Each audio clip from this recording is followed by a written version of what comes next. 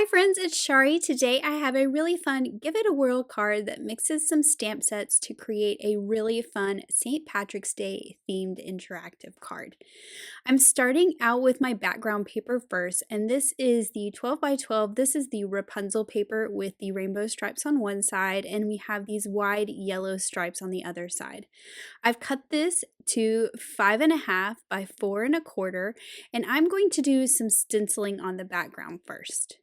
So I have my glass mat here, and I'm going to put some removable adhesive on the back of my paper and just put this in the center of my mat.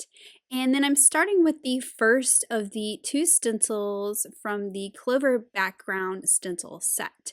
And I'm going to line this up. I have the logo at the bottom, or the lawnfawn.com at the bottom. That way I know that I have this right side up.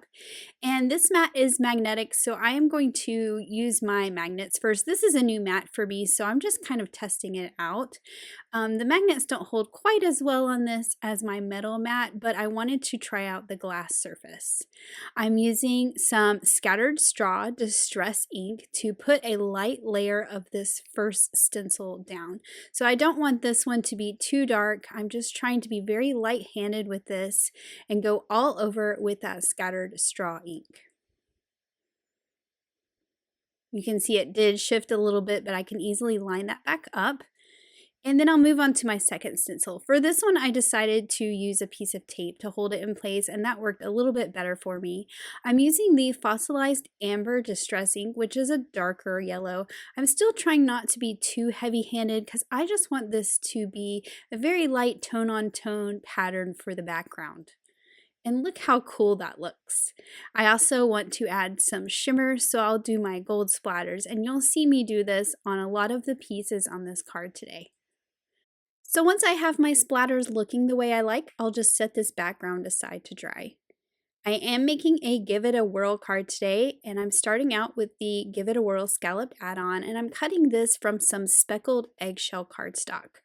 I'm lining up the Give It a Whirl template. This will just show me what is hidden behind that front circle, and I'm doing some stamping directly onto this circle today. So I'm basically making like a one-layer card on the circle, so no die cuts at all. To do this, I am going to do a little bit of masking. So I have just a full sticky back post-it note here, and I'm stamping some of the little coins from Ahoy Matey. I also have the little cauldron from Perfectly Wicked that I will also stamp. These are the only things that I will create masks for, so it's not a lot of masking.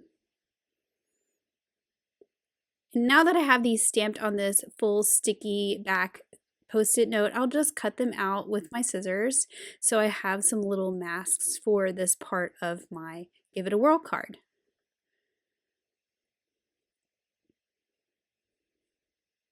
So I'm going to start out by sticking these masks into place on this background piece, this background circle. So you can see that I have the very top of the cauldron right at the slit that the die cuts. And then I'm going to layer my coins where I want them to be. I actually don't need that second mask because that will be the first thing that I stamp.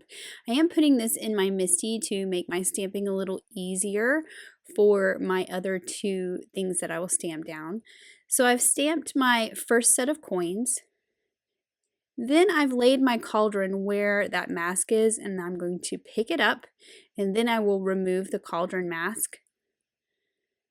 Then I can stamp this cauldron. And by the way, I am stamping everything in some black licorice ink today. I'm going to do all of my coloring with colored pencils. I'm not using markers today, so I can use black licorice, which I think has a really nice crisp line, and so I like getting to use this when I can. Then I can move on to the other set of coins. I'm laying that where the mask is, picking it up with the door. Then I'll pull away that little mask and stamp down this last little trio of coins. And you can see that little bit of masking helped me layer these things together without having the thickness of 3 die cuts. Now to pull out my Lucky Charms. So from the Lucky Charms stamp set, I have a clover and a star. I'm also using all the clouds. There's a moon and a little rainbow in there. And then I found a heart in the All My Heart stamp set. I didn't end up using that really big one. I used that little bit smaller one, but there's lots of hearts in lots of the sets. I did have to go and look up the marshmallows in Lucky Charms, which is the inspiration for this idea. It's been a while since I've had a bowl of Lucky Charms, and I needed to make sure that I remembered correctly what those shapes were and how to color them. So this worked out pretty nicely because that clover is kind of like the biggest part, and then the heart is the smallest, and they kind of go in a circle from largest image to smallest, which I think is kind of fun. Then I can stamp all these at one time, since I'm making a 1-layer card, which is kind of nice. And I do like to stamp twice to get a really nice dark black line. And as I said before, I am using colored pencils today. I am using my Polychromos pencils today, and there was my color chart that I like to use as a reference. I'm not doing anything crazy as far as coloring, but I do like to have that reference for my colors. I will do a little bit of shading on all of these little images, and of course I'm starting out with my heart with 2 shades of pink. Then I'm moving on to that shamrock, and I have 2 shades of green. I'm starting out with my lightest green and kind of putting down a light layer. It is always easier to add pencil. That is my little tip, so I like to start light and build the color up. Then I'm using a darker green for the inside of those leaves, and then I'll sort of blend it out with that lighter green, making it a bit more intense.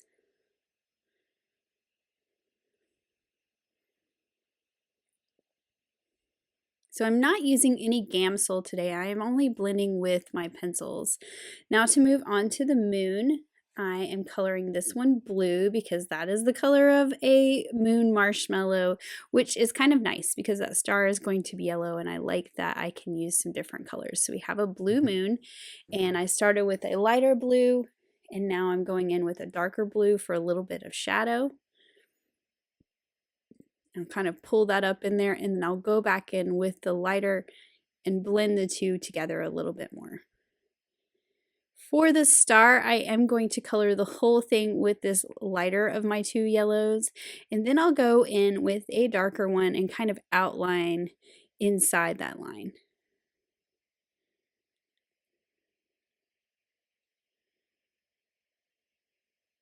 It's kind of hard to see. It's not very intense in the difference in color, but it does give it a nice little shadow. I'll do the same since I have my yellow pencils out for the coins. I'm doing the darker first on the coins, kind of in their shadowy areas, and then I'll just blend out with the lighter. Next, I'll be moving on to that little rainbow there, and I'll be honest, I started out with purple on the bottom and realized that that's not the colors in a Lucky Charm marshmallow rainbow.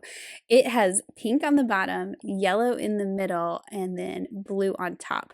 So luckily, because these are pencils, I was able to erase my purple that I colored in and get my colors right. Now I'm moving on to that cauldron or the pot of gold, and I'm starting out with a light hand with that black, so it's very gray looking, but you're going to see here how I layer this up and make it more intense and add some shadow. This is a much larger image than the other ones, so you're going to see this a little bit better on this image. Now I'm going in with a darker color. This is a black. That other one was a dark gray. You can see I'm adding the shadow in. So I know I usually add the shadow with Copic first and then kind of blend out with the lighter. I'm doing the opposite on this with my pencils. Then I can go back and blend a little bit more.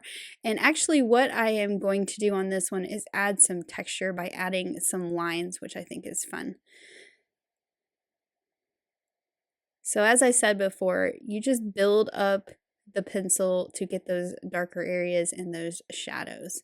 I'm going to color the rim much darker, so I'm going in with a much heavier hand, even though that is the same colored pencil. And then here towards the end, I'm just being heavier right at the edge for a bit darker shadow, kind of outlining it. And then you'll see I'm going to start to kind of pull things in. I did get out of the lines a little bit. So now I'm being very streaky with my pencil, kind of drawing lines instead of coloring. And it just kind of gives it a texture so it doesn't look quite so smooth. So I'll hold this up closer so you can see that texture and all that coloring. Now to move on to the circle that goes on the front. You do need to cut 2 of these. I'm cutting the front one from that same speckled eggshell cardstock so it matches, and then I cut the second from just white cardstock because it will be hidden and you never see it, so it doesn't matter what color it is. Now before I assemble this, I do need to do some decorating to the front, and what I wanted to do was make a rainbow that goes into the pot. So I've put my circle in the slit, and you're going to see me just turn it, and I'm making little marks at the left and right side of that pot so that I know how wide my rainbow can be. So let me pull it back out because I didn't do the tick marks right at the beginning. And I know it's kind of hard to see. I am going to draw it in a little bit more so you can see it a little better on the screen. So hopefully you can see that. So I've just kind of got a guide of where that circle should be. I don't want to draw the whole thing with a pencil because I don't want you to see it. Those little tick marks will kind of disappear a little bit better. And I've already pulled out all my colors for my rainbow stripes. I did a little test earlier on a piece of paper to make sure that they looked really nice. So here's my little test. And actually this ends up being the perfect width because it fits right between those little tick marks. So that is what we're going to do, but we're going to draw it in a circle. So I'm going to start out with the red, which is the outermost part, and just carefully kind of sketch in the circle that is the outside of the rainbow, going between my little pencil marks. And this will cover them up and you won't see them because we have this nice dark red color. And this does not have to be perfect. I think it has a really cool kind of imperfect watercolory look to have this circle have some imperfections. And then those other colors, those other stripes, they're going to blend together. Now I'm skipping to the inside of my rainbow circle, which is a lot easier to draw because it's much smaller, which is the purple. And then I'm going to start to fill in. And I started by doing the whole orange circle all the way around, and you're going to see I did change my method a little bit as I worked on this.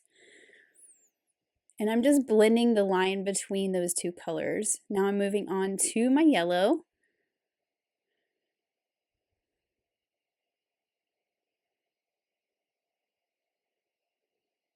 And then to make sure that I had my spacing right, that my stripes weren't going to be too wide or too skinny, I went ahead and colored in the other colors. And you can see there it kind of got really fat where that teal color was. So I'm just adjusting those, and that'll help me as I work my way around.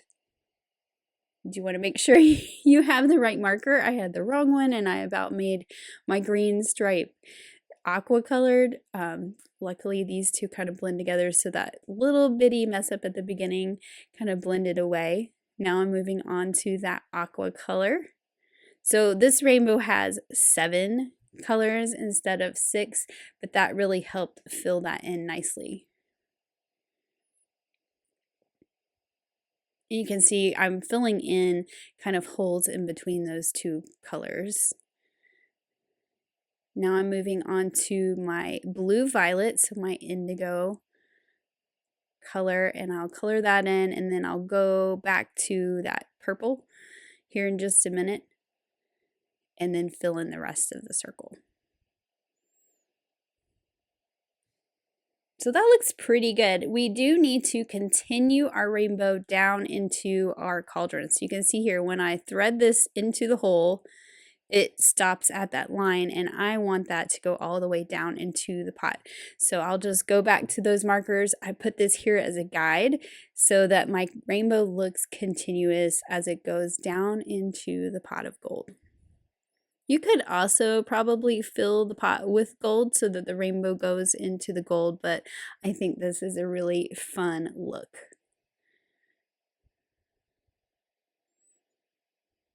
So I'm just playing with it to see how that rainbow kind of goes in there. And I think that works really well. So as I said before, you're going to see me add some gold splatters to pretty much everything on this card. So that is my next step here, adding some gold splatters to the front circle as well as the circle in the back. So I'll just set those aside to dry. I'm going to pick up that one that I colored with all my stamped images and do the same here. I kind of designed this as I went. I wasn't really sure what I wanted to do. You're going to also see me add some ink blending to the edges of this cardstock because I felt like it was just a little too plain, staying that speckled eggshell color. So once those gold speckles are dry, I've got some twisted citron distress ink and I'm just dusting the outside edge of this rainbow with that green ink. And you're actually going to see me go back to that in a minute and add a little bit more. Now for this, I'm using some salvaged patina distress ink to just dust all the edges of this scallop circle. And I do like the way these look together, but I decided I wanted my green a little bit more intense, so I'll just dust the edges a little bit more with that twisted citron. Then my circles will be all ready to assemble, but before I do that, I am going to stamp the other images for the card. So I have the gnome from Gnome Sweet Gnome, as well as a hat from Hats Off to You, and I'm going to turn my little gnome into a leprechaun. So I'm stamping my gnome and the hat on a scrap of that speckled eggshell cardstock just so everything matches in color. I'm also going to stamp the little shamrock that is also in Hats Off to You to add to his hat. And of course, I'm coloring these in colored pencil so that they match all the images I've already colored on my card.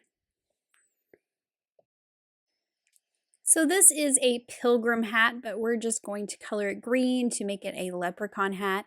I went all over with my lighter green and now I'm going in with a darker to add some shadow. Then I will go back with a lighter green and kind of blend that line between the two, softening up that hard line. I'll use a even lighter green for the band on the hat. And I'm not doing anything fancy there, just coloring it in. And I'll do the same for the buckle with a gold yellow color. Now for my little leprechaun, I'm of course coloring him in some green as well. So I have his shirt that I will make green, and I will add in some shadow underneath his beard.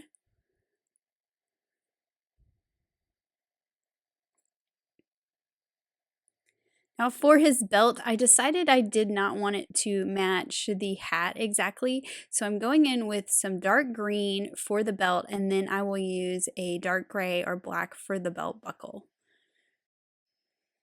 I'm also using that same dark gray or black for his shoes. And then for his pants, I wanted to break up the green a little bit, so I made his pants a gray color. Then I'll move on to his face and his hands. And for these, I'm using a dark peachy color up under his hat to add some shadow. And then I will pick a lighter shade of that same tone and blend out his face. The last thing I need to color is his beard, so I'm using some really pale grays for this. So I went all over with that really pale gray, and then I'm coming in with a shade darker to add some shadow, up around his cheeks and his mustache and those details along the bottom. And then I can blend them back out with that really pale gray. I do not need to color his hat though, because I'm going to cut his hat off and we're going to put that other hat on his head.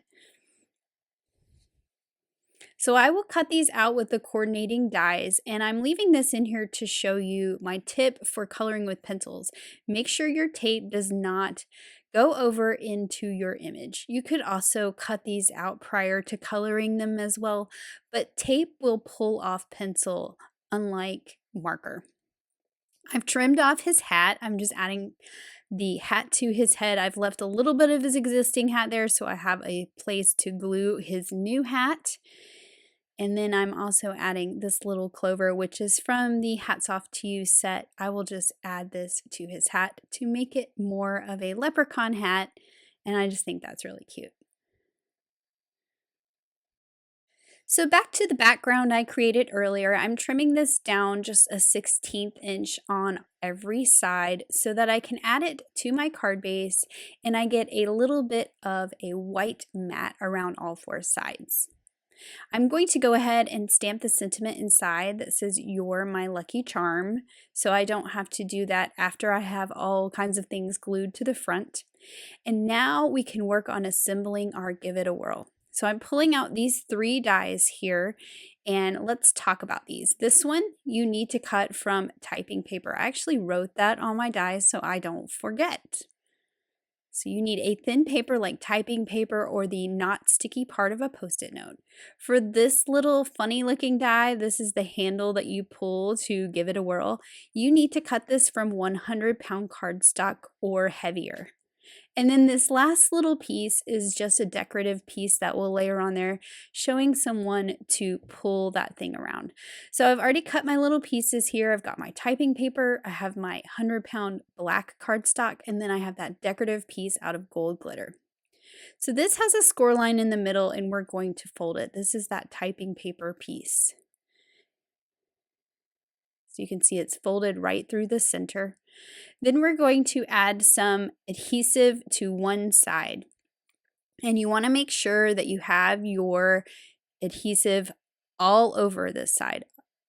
Don't just put a little bit in the middle, make sure you cover the whole thing. And let's make sure that there's no extra sticking out. So that's what I was doing, was rubbing that off. Now you want to take your front circle and flip it over. Take this little piece and line the folded edge up with that slit that's cut in the circle. So I'll hold this up so you can see it. It's right at the edge of that slit. Next, we want to add some adhesive on the other side of this folded piece.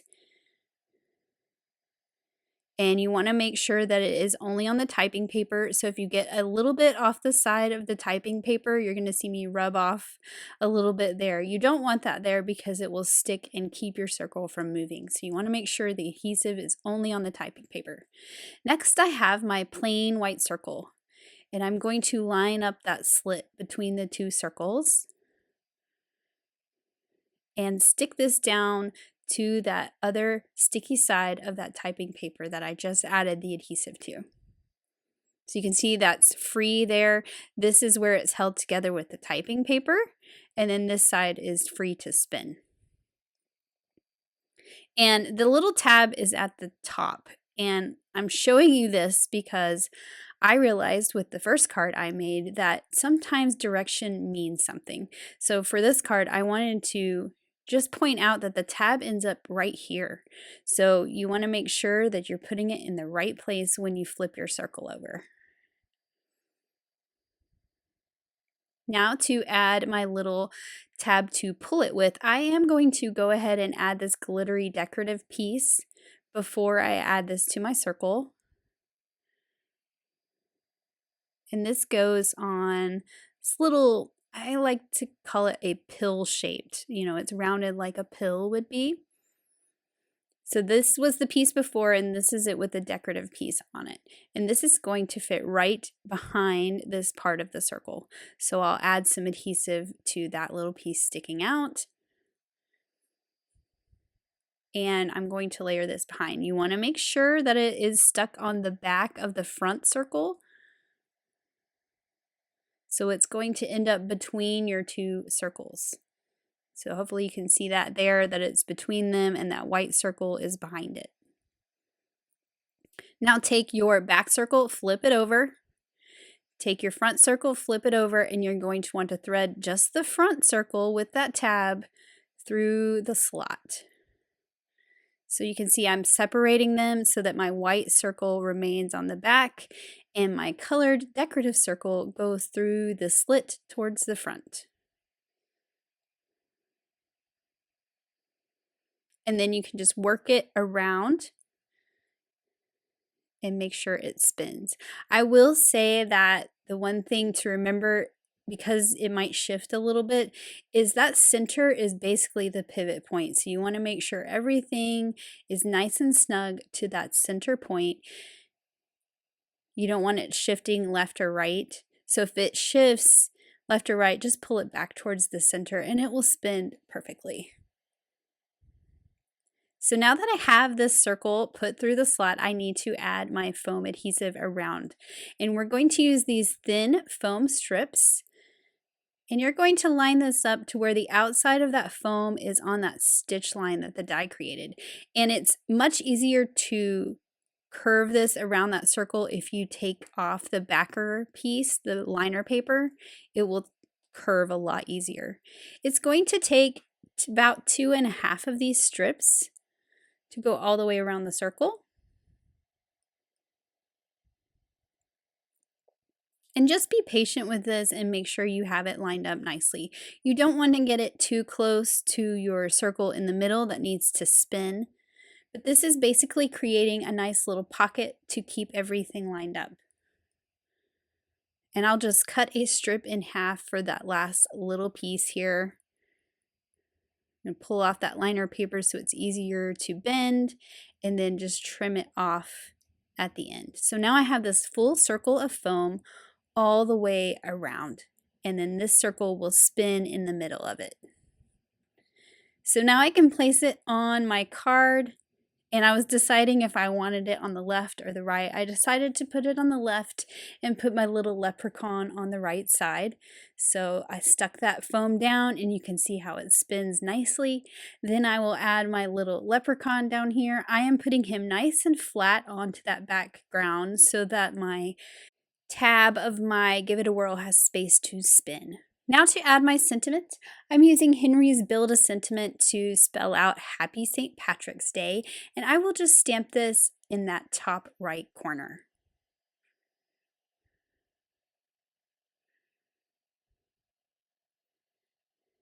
And lastly, I have some final little embellishments with some pink hearts cut from the Hearts and Stars Skinny Tag Die from some Guava Cardstock, and I think that this just finishes the card off nicely. And then here is my finished card with that really fun rainbow. I love how you grab that little tab and spin it around and it goes into the cauldron. I think that's really fun, and it reveals all those images behind. There's just something magical about the way this spins and disappears, and I really am enjoying making kind of radial type designs to use with this die. So we'll spin it one more time. I like leaving it here where you can see the gold and the pot. I think that's fun. So here's another look at that card, and I hope it's inspired you to use the Give It a Whirl and make a Give It a Whirl card of your own. Thanks so much for watching. Have an amazing day. Bye.